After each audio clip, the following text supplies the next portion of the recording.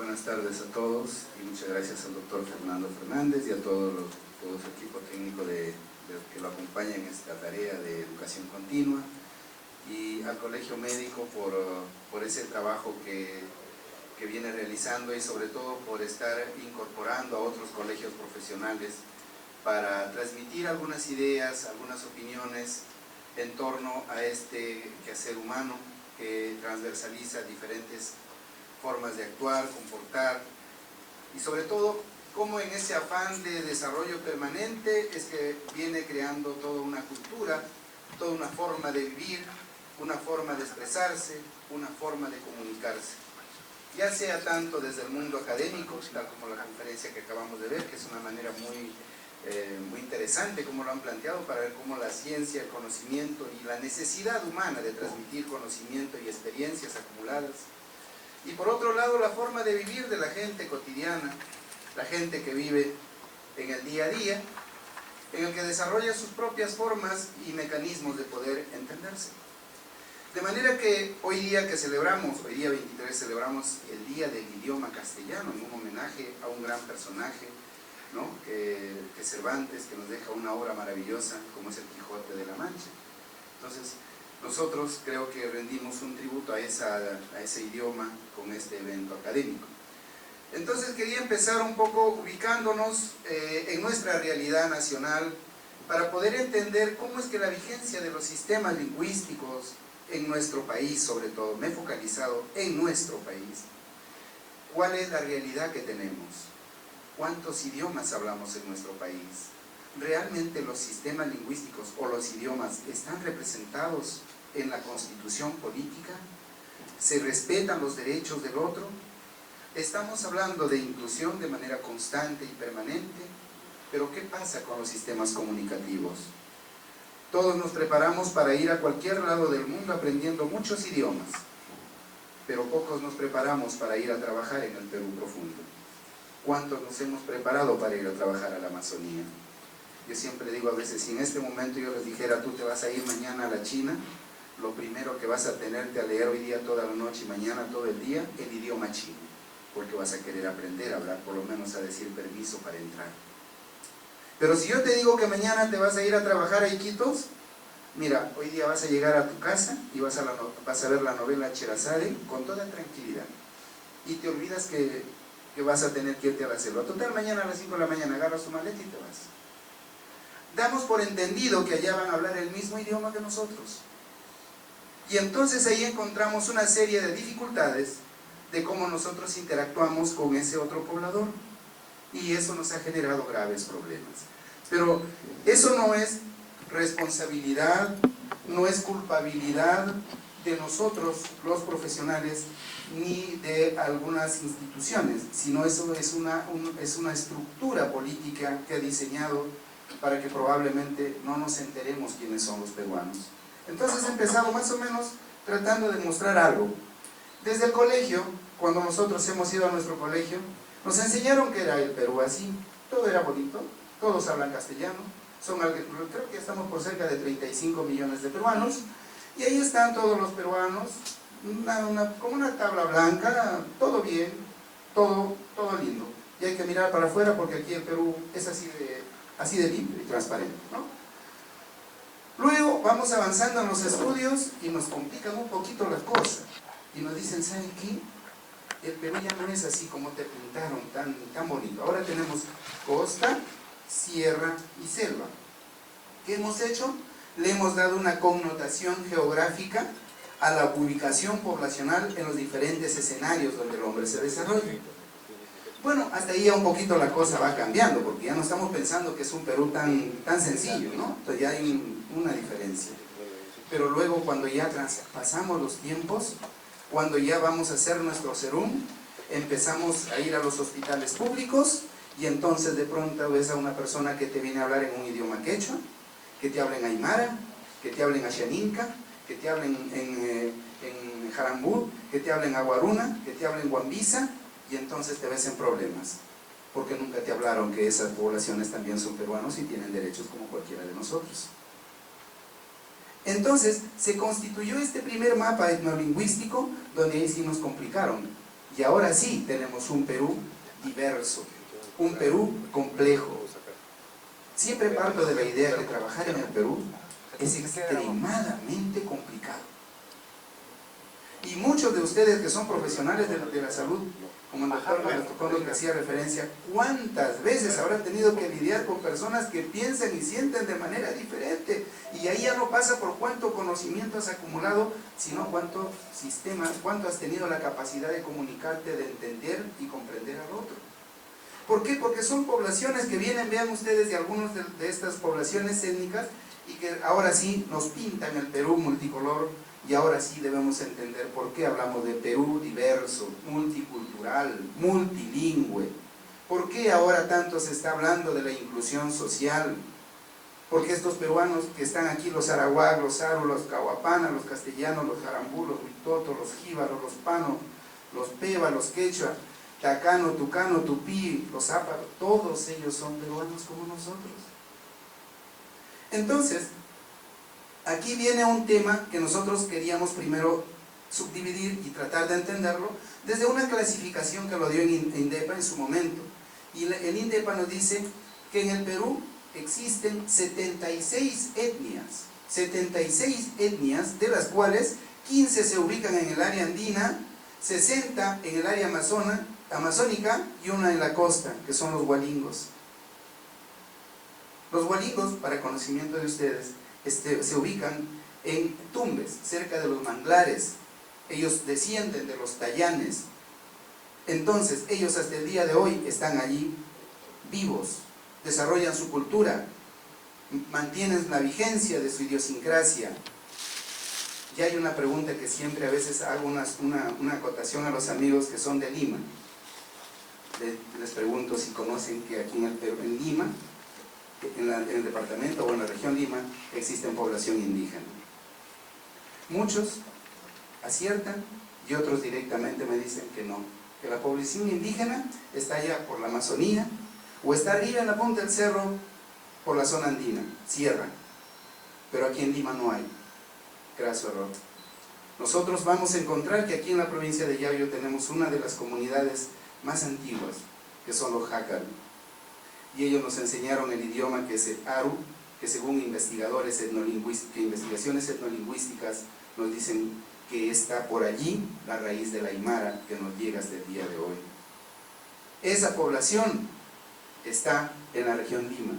Ellos están ahí presentes. El anteaño pasado, el gobierno regional de Lima a esta población les dio una categoría de un patrimonio cultural regional. Y el gobierno regional recomendó que todas las instituciones educativas de la región Lima incluyan dentro de su formación algo de esta realidad, algo de esta geografía, algo de esta cultura, para que los limeños sepan que en su región todavía tienen una población indígena que está viva, que mantiene su propio idioma. Entonces, para que ustedes vean la tremenda complejidad que tenemos en cuanto a población étnica. 76 etnias, 15, estamos hablando en la zona andina, 60 en la Amazonía y una en la costa, para poder tener más o menos una configuración de la población. De tal manera que aquí he puesto dos mapas para tener más o menos una idea de cómo está configurado nuestra realidad o nuestra distribución nacional, para entender la configuración geopolítica del Perú. Este es el Perú real con el cual nosotros trabajamos. Y aquí nosotros tenemos que darnos cuenta que por un lado el INEI, que es una institución del Estado, nos brinda información estadística maravillosa de saber cuántos peruanos somos, cuántas mujeres, cuántos hombres, cuántos niños, cuántos en la zona sierra, selva, y etc. Por ahí encontramos información muy valiosa que nos permite a nosotros planificar, que nos permite organizar nuestras actividades, nuestras acciones, etcétera, etcétera, ¿no? Hasta ahí está muy bien. Pero cuando nosotros vamos a trabajar a campo, esos datos no nos sirven de mucho. ¿Por qué? Porque cuando usted se va a Amazonas, se va a Condorcanqui, por ejemplo, usted ahí, cuando se enfrente con el Aguajún, con el Huampís, y muchos de ellos son poblaciones que viven en zonas alejadas y dispersas en la Amazonía. El INEI va hasta ciertas zonas donde hay grupos poblacionales, pero estas poblaciones tienen por característica vivir de manera separada y aislada. ¿Por qué? Porque es una forma de vivir. Ellos no viven en comunidad, porque para ellos vivir en comunidad significa una amenaza.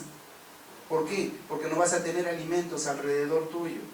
Entonces ellos cada ciertos espacios viven para tener control sobre las quebradas, sobre las cochas, sobre el bosque, y de ahí se proveen los peces, las verduras del monte, o las frutas o animales que ellos cazan. Entonces ellos, como una manera de sobrevivir y una manera de convivir articuladamente con su medio geográfico, es que ellos tienen esa forma de vivir.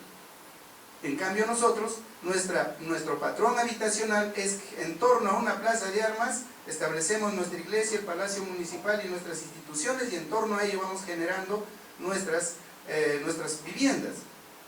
Entonces el INEI muchas veces va bajo ese patrón y llega a encuestar, pero muchas veces llega solamente a grupos poblacionales y se olvida de ese gran sector que aún está disperso. Entonces los datos no son tan reales. Hasta la actualidad el INEI no nos reporta un dato oficial para saber cuánta población tenemos de cada uno de estos grupos étnicos. Ese es el tremendo vacío que tenemos nosotros los peruanos cuando hablamos de esa diversidad, de esa exclusión social. Y entonces, si no sabemos quiénes son, obviamente que no sabemos cómo hablan, no sabemos cómo piensan, no sabemos cómo actúan, y entonces damos nosotros por acertado de que nuestra forma de pensar, nuestra forma de actuar y todo lo aprendido a través de nuestros años de formación académica es la correcta. Y así lo implementamos y así lo aplicamos. Por eso es que muchas políticas que se han hecho en temas de salud han fracasado. Y no porque sean malas, sino porque no lo hemos entendido al otro. Así de sencillo, porque no lo hemos entendido a ellos, no lo hemos articulado nuestros conocimientos con los conocimientos de ellos. Entonces ahí se ha creado una fractura y ahí empezamos pues serios problemas que muchas veces todavía no se han subsanado porque no han respondido a su propia realidad que la población vive. De todas maneras, para poder ubicarnos dentro de lo que es qué cosa es una familia lingüística, para ver cómo ellos establecen las formas de comunicación, es un conjunto de lenguas que están emparentadas entre sí y que tienen un origen común. Por ejemplo, estoy hablando de los jíbaros. Los jíbaros es el grupo o la familia lingüística que agrupa a cuatro idiomas, que es el aguajún o aguaruna, los aguarunas, los que hicieron el baguazo, para podernos ubicar más en un contexto histórico, los aguajún, los huampís o huampisas, los shuar o achuar y los candosh. Son los cuatro idiomas que pertenecen a una familia lingüística, que es los jíbaros. Los jíbaros, claro, nosotros a nivel de la literatura histórica, un poco antropológica, hemos recibido más información de la parte negativa, que ellos fueron los famosos reducidores de cabeza. Ellos mataban al enemigo, no se contentaban con matarlo nada más, sino le cortaban la cabeza, lo reducían, para aprovechar que ese espíritu de ese guerrero también forme parte de ellos, y cuando luego tengan otras competencias, otras guerras, el espíritu de este guerrero sea a favor de ellos y les pueda dar la fortaleza. Es más o menos por resumir brevemente algunos de los anécdotas antropológicos que se ha escrito sobre esta población de los jíbaros. Sin embargo, ellos tienen un complejo sistema cultural, comunicacional, de cómo ellos establecen las relaciones entre grupos, entre familias. Porque aún siendo ellos, miren ustedes, aguajún, shuar, los huampís, los achuar, entre ellos mismos hay variantes lingüísticas. A mí hace un tiempo me encargaron hacer un trabajo de investigación y está publicado un trabajo mío sobre una guía de comunicación intercultural aguajún y una guía de comunicación intercultural huampís. Y cuando yo traté de encontrar algunos criterios de similitud en el aguajún, me era muy complejo. ¿Por qué? Porque aún siendo aguajún de una misma familia, había variantes. En la región de Imasa, por ejemplo, hablaban con unas palabras más y otra palabra menos, o tenía una significación diferente. Usted iba para el lado del río Santiago, encontraba otras variantes. Y usted se iba para el lado de San Ignacio, había otras variantes. ¿Por qué? Porque aún todavía no hay una uniformación, una uniformidad de lo que es el sistema lingüístico, que eso le competiría al Ministerio de Educación.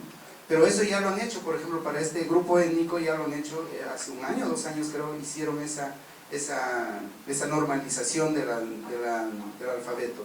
Entonces, eso es una familia. Y así vamos a encontrar más adelante, ahora les paso otras diapositivas, donde vamos a encontrar familias más complejas y más amplias.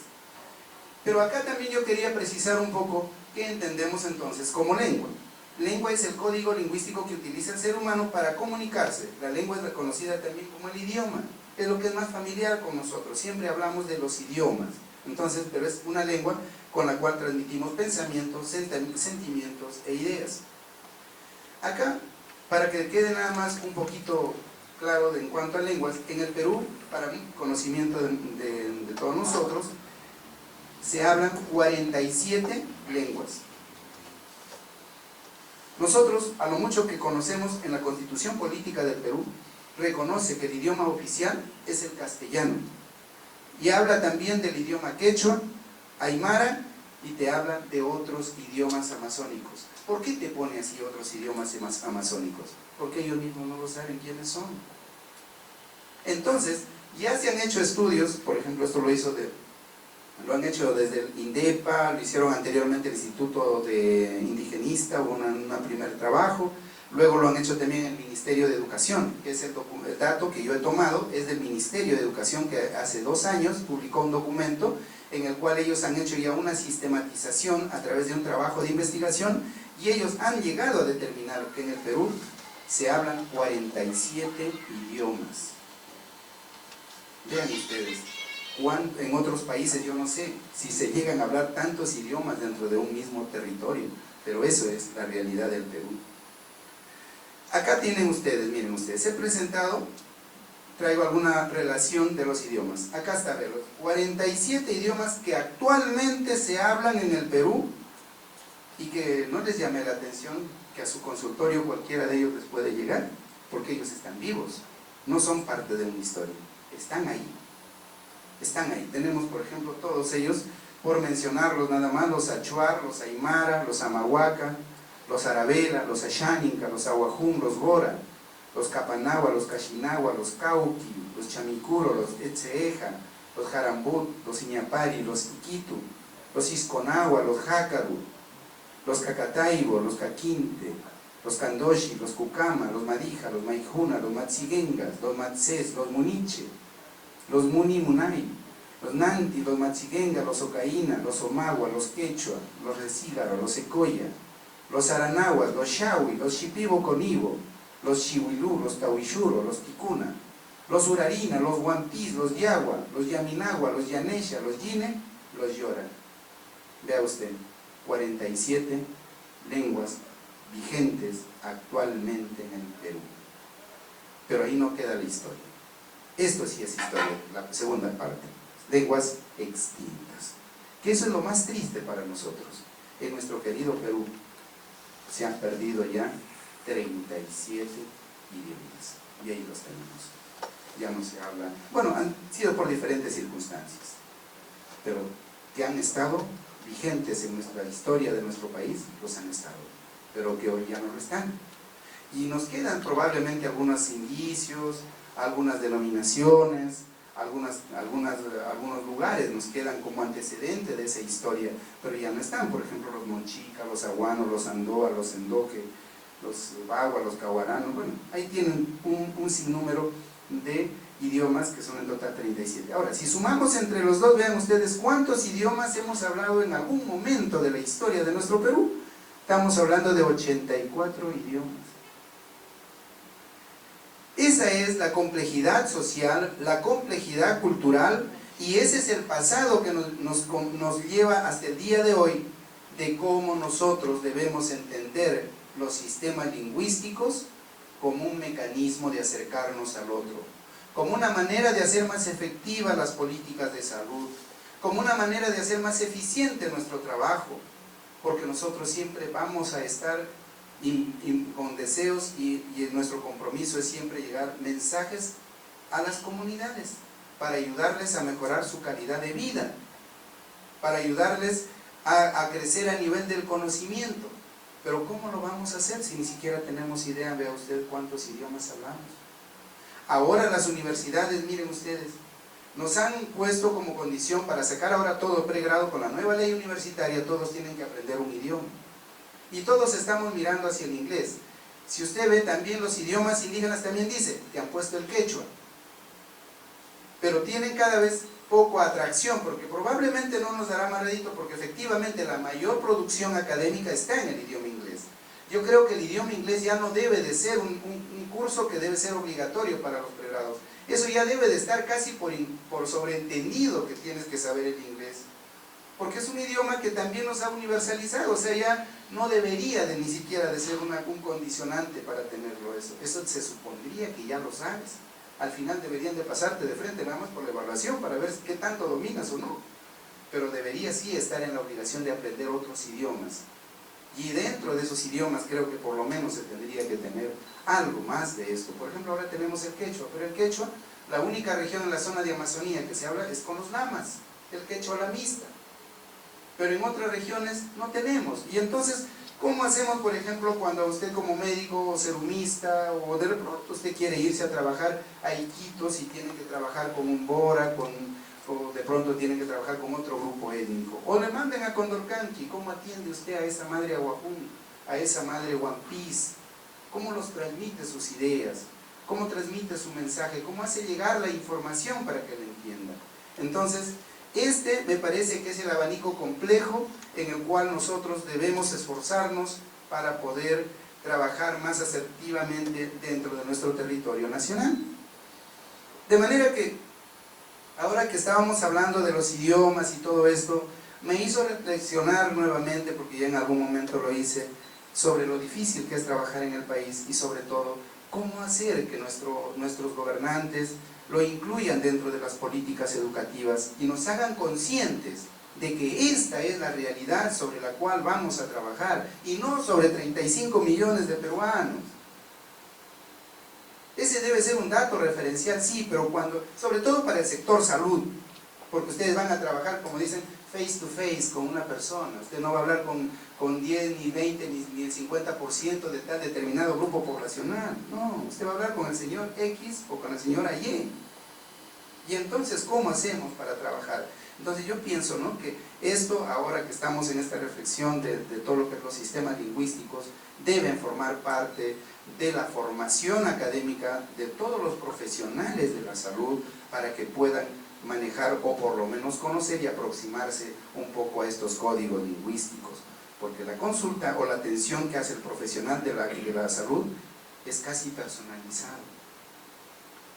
Usted no le puede decir a un traductor, a ver, pregúntale dónde le duele, cómo le duele, a ver, dile que se quite la ropa. Tú no le puedes decir, pues, porque ustedes tienen una manera, tienen toda una metodología de cómo usted le puede pedir a una paciente para que se levante la blusa o se deje examinar. Entonces el traductor no le va a traducir tal como usted quiere transmitir el mensaje. Entonces eso es lo que nosotros tenemos que tener en cuenta. Y por ejemplo, cuando me ha tocado trabajar en muchas zonas de Amazonía, eso es lo que yo he visto. Llega el profesional de salud y lo primero que hace, llama al técnico o llama a cualquier persona o al profesor que está por allí y le dice, acompáñame a la consulta. Y el médico trata de expedirle, transmitirle la idea al profesional, ya sea un profesor o al técnico o alguna persona de la comunidad, para que le diga a la señora lo que él quiere preguntar. Entonces la señora se siente con vergüenza. ¿Por qué? Porque dice, ¿para qué me está preguntando, por ejemplo, si el señor es el APU, la autoridad, o es el esposo de mi vecina, de mi amiga, y él me está preguntando a mí sobre lo que me duele? El paciente no entiende que digamos, hay una traducción literal. Él piensa que es el otro que está tratando de imbuirse en su vida. Entonces, imagínense cuando tenga que ver con esos temas de genitalidad, ¿cómo le hace a esto para que le haga la traducción? Entonces, ahí vemos que mejor las madres que hacen, prefieren irse a su casa, irse a su curandero, o a veces solamente llegar cuando ya están al borde de la muerte. Y encima, cuando mueren en el centro de la salud, el culpable es el personal de salud. Y a veces llegan en casos críticos, y es justamente por esa incomprensión, porque no llegamos a manejar nuestros propios códigos comunicativos. Ahora, la comunicación no solamente pasa por la palabra. La comunicación y el sistema lingüístico es mucho más complejo. Está acompañada de los gestos, de los sonidos, de las expresiones, de los timbres de voz, de las maneras como se dicen las cosas. Esto es decir, nosotros nos comunicamos de manera integral en nuestro cuerpo. Por ejemplo, cuando trabajaba en la Amazonía y a veces había dificultades, ¿cuántos de ustedes, los que han estado por allí, por ejemplo, habrán escuchado que el APU o la autoridad de la comunidad lo que hace es tocar aletas de árbol? Y de acuerdo a los sonidos y a las cantidades de golpes que le dan a las aletas de un árbol muy grande que existe en medio del bosque, la gente que vive alrededor sabe del nivel de riesgo que puede estar pasando esa persona. Y entonces acuden, porque ellos inmediatamente por el sonido saben por dónde está esa persona que está pidiendo auxilio o que lo está necesitando. Otro es el manguaré que es un sonido de los árboles, que hasta el día de hoy lo utilizan en las comunidades para convocar a la gente para que acuda a las asambleas, a las reuniones. Otros utilizan los caracoles, otros utilizan, en la actualidad he visto que ya incluyen los silbatos, han incluido los parlantes y otros elementos. Entonces, nosotros vamos a ver que dentro de una comunidad y dentro de todo lo que es un sistema comunicacional, vamos a encontrar diferentes elementos que nos permitan interactuar con ese otro. Eso lo vamos a encontrar de manera muy diversa, variada, de cada uno de estos lugares.